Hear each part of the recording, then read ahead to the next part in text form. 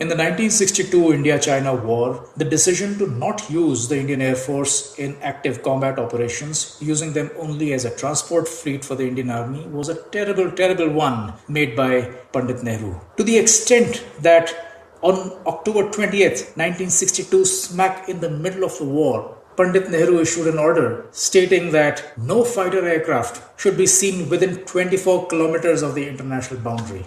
The Indian political leadership and some people from within our defense forces, with some partial information from the intelligence bureau, mistakenly thought that the Chinese were capable of striking deep into Indian mainland, hurting Indian cities. The reality was that China was severely short of aviation fuel. Operations that the Chinese had carried out in the Taiwan Strait had proved that their air power was not exactly what other people imagined or feared, perhaps. The Chinese did have superiority in number of aircraft. They were colluding with Pakistan on India's western front. But what would you do if you don't have aviation fuel? And turns out that India knew about this aviation fuel situation, just that we felt, or rather Nehruji felt, he was the External Affairs Minister, remember, all through. Nehruji felt that usage of Air Force, even for assault operations within the Indian territory, would be seen as an escalation. What would happen to India's image? All those misplaced notions of punch shield, all those forceful avowals of non-alignment,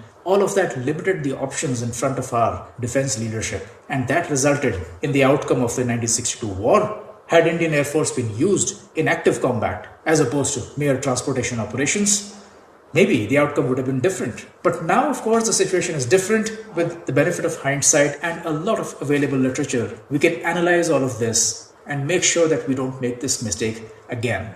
Vande Mataram.